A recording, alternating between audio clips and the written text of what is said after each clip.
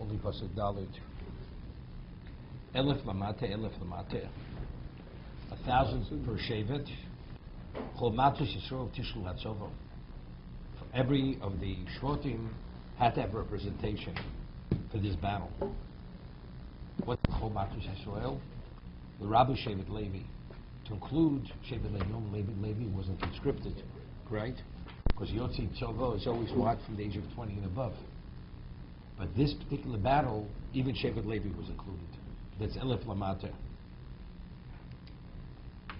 So there's a question in the Medrash, was it 1,000 per Shevet? It was 2,000 per Shevet.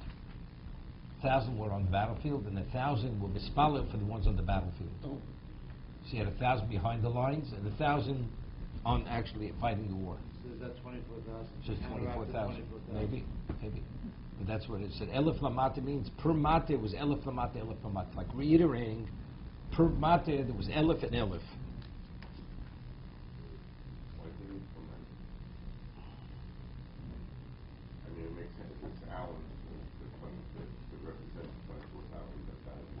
That per person, you need somebody to spell for each person. Each person on the battlefield needs somebody. So what do you didn't really need 12,000 people to fight. You need every tribe had to be represented. It was 13,000, not 12,000. Well, usually wait. Before you start asking, let's hear what it says. 13,000. Every tribe had to be represented. They wanted to destroy Klal, so every tribe had to have its send representation. Why 1,000? Why 1,000? Why not 100? Because 1,000 is the largest number. That's why. There's nothing more than 1,000, right? That's the maximum. Each one is maximally represented, right? 1,000 per. Okay. And each person, if you hold, according to one shot in the Medrash, it was per person. So here the Balaturim says what Alan said. I threw him off. I told him this to Chris. I told him tomorrow, so he's a little thrown off. Okay, Elef Lamate Balaturim B'chol Mate Shnei Alofim Harei Esrim V'Arbo Alofim. Right, each one has 2, so altogether is 24. Hopefully, Aleim L'Mchol B'Kineged Esrim V'Alofim She'ifilu B'Yisrael to correspond to the 24,000 casualties. Alan Balaturim. V'Aposik Maschil Aleph U'Mesayim Aleph. It starts with the Aleph because it's Tishul Latzovo. The Aleph represents they all had Leiv Echod Lavim Sheb'Shamayim. They were all committed. Wait. Okay. Right. It says by the Mishnah in the Rosh Hashanah. It says Moshe Rabbeinu made the snake, or by Moshe Rabbeinu when he fought Amalek. When his hands were raised, they had victory. When he lowers it, Moshe Oses Mechomo. Of the hands of Moshe, they bring victory. It says no. When Moshe raised hands, they look towards heaven, and when they had that level of faith and belief, that's when they had victory. So the Aleph, they all committed totally Takori Baruch Hu. Wait. Before you start speaking, you got to listen. How do you think Alan graduated medical school? You think you told the professor what it's about? Hashem gave you 2 years and 1 out for Some people have to listen more than twice as much. Okay. Vayimoshu mi'alfa Yisrael ela. Firstly, it's over here. It's interesting. Why is Levi represented here? Because they wanted to destroy Klal, so it wasn't just a conquest. Normally, it's Ben Esrim Latzovo. Conscription, this is much more than conscription. They wanted to uproot Klal and Savior, right? If not for Pinchas's act of zealotry, Klal would have been destroyed. That's including Shevet Levi. Who's going now? What did they want to uproot? The Echod. 13, we always say Echod. That's because we want to uproot the Echod goes to war. This is not an ordinary war over here. Therefore, Evil Levi is represented here. Vayimoshu mi'alfi Yisrael elef lamate. What's Vayimoshu? Shnei Moser elef chalutzi tzova. You have to understand. So if that's the case, there should be 13,000. The answer is no. It's 12 because Ephraim and Menashe went as one tribe because they both represent Yosef. So it was 12. So in essence, it's 13, but in totality, it's representing Yaakov's 12 children. So it's 12. It's 13, but it's 12. Well, it's 12, but it's 13. Wherever Shave Levi is represented, the Shave is That's what I'm saying. Yeah, but I'm saying the way I explained it was it's Yud Gimel, because they wanted to uproot the Yud Gimel. See something in that moment. So Rashi says, what's for Yimosru? Lo diacho shivchon shel roi Yisrael, to inform us of the praiseworthiness of the shepherds of Yisrael, the leaders. Kamo yim chavivim al Yisrael, to what degree were they beloved to Klal Yisrael? Ad shel shomu b'nim Yisrael, so before they heard that Moshe's death was contingent on this victory, before they heard he was going to pass on, Od Marus Kalun, what Moshe said, they're about to stone us. But if you endear them to such degree, you're going to stone them. When they heard that the death of Moshe was contingent on the vengeance against Midian, they didn't want to go. They had to be forced to go. So what's the Shimchan Shel Yisrael? What's the Shimchan Shel Yisrael? You know, when you pay my way, I love you. You don't pay my way, I have no interest in you. To show us the praiseworthiness of the Roy Yisrael. How does it show us the praiseworthiness?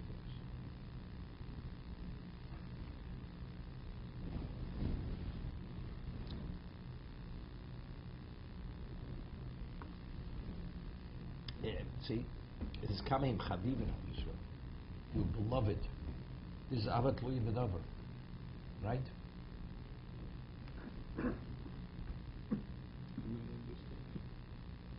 What? I'm not understanding the question. It says, because they had to be forced to go to war, that shows us to what degree they were endeared to the people. So they didn't want Moshe to die. Why did they want Moshe to die? So they realized... Let me ask you a question. Whenever we go to a restaurant, I pick up the tab. And if I don't pick up the tab, do you care if I go with you to the restaurant? You're not picking up the tab in either case. Oh, but you're so endeared because whenever you come, you pick up the tab for me. Oh. Has nothing to do with me. It has to be because I'm picking up the tab on your behalf. Okay. So how does it show any endearment? Okay?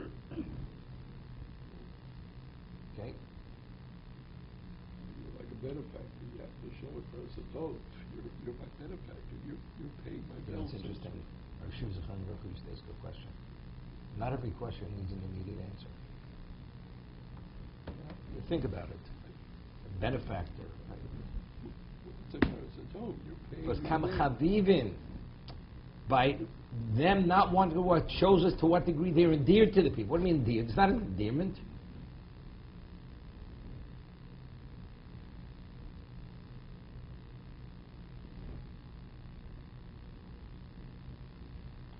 So I think one of two ways.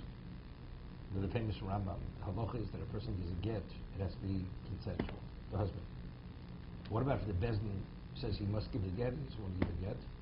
Makara Osashim Rotzani. They beat him till he says that he agrees. But we know he's only saying I agree because he couldn't tolerate the pain anymore. That's called consensual. Why? So Rambam says because the will of every Jew is to do the right thing. We get distracted. The Yitzhara confuses us. So when the pain is enough, now you understand. This is his true will. Until now, it's only because they didn't understand. But now when they factually, Moshe always delivered. He always, why don't you want to go to war if he dies? Is he really that reliable? Because of course he's reliable. He's never ever let us down. As a leader, as a shepherd, he's never ever let us down. And now, factually, he's chavivim. Because now, factually, it's the truth. They truly see his value. It's not he's picking up the tab.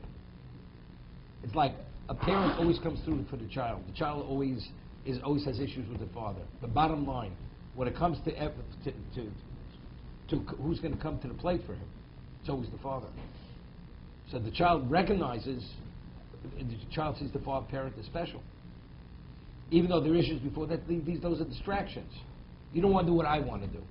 But even when, at that moment, the child knows ultimately the father has his best interest at heart. It's like a person who cuts, you say this expression, cuts off his nose to spite his face. It's only because you're upset. You know, I know I'm doing the wrong thing, but I'm going to do it in either case. That kind of issue. To be continued. The concept that the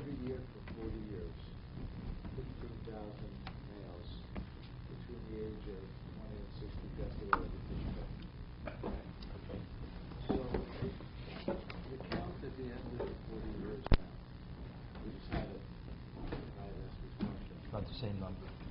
Is that right? Yeah. So you build the ranks, and therefore the soldiers now have given people that were. There's new generation. Right. There's the new generation. So This already happened when Miriam passed away. It says Kol Ha'edo. So Rashi said, "What's Kol Ha'edo?" There's the new Edo. There's the new generation. The old generation all passed away, and he says Kulam Shleiman. They were all complete, and yet the moment Miriam passes away, they start complaining. They literally use the term they gang up against Moshe Rabbeinu. It's like genetic. Look, I said something interesting on Shabbos. Very interesting. Levi was not part of the Meraglim, right? Levi was not part of Meraglim. I said, why? Because I said the rest of the class had a share in the land. He promised us a land. Understand? There's no land. Levi was never given a portion in the case. Does it make a difference if you serve God in the Mishkan, whether it's in the desert or it's in Canaan or it's in Israel? It's the same thing. So the level of upset, it's okay. You understand? But if you promise a person whatever it is, and he's spending 40 years in the desert, at the end of the day, or whatever it is, I hear I'm not going, so we left Egypt for what? To wander for the next whatever it is. The Levi, that's not his function, that's not his purpose. His job didn't change No. from the desert to Israel. Same thing. Same thing. Is it a Mishkan or is it a Beis HaMikdash? Is it a permanent structure? Same thing. You give me the same portion of the carbon, the same, I'm getting the same fee, so to say. So then when we just mentioned before about the Levi tried also. Right? Yeah. So where can you apply the same logic in Egypt? Because Levi was segregated again. So where were they part of the Echad? Egypt was part of the Levi. Destroy us. They weren't part of the Echad there. It was to control us. I don't know if it was to destroy us, it was to control us. Of course, we were getting out of hand. Right? But still, it doesn't make any difference. Well, we were just, like you're saying, spiritual Extinguished. And Levi would have gone with it. Because Levi's part of Klal Yisrael. Even though Levi were believers, they're not Klal Yisrael.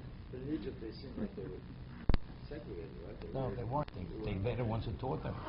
What's the reason why they had Jewish pride?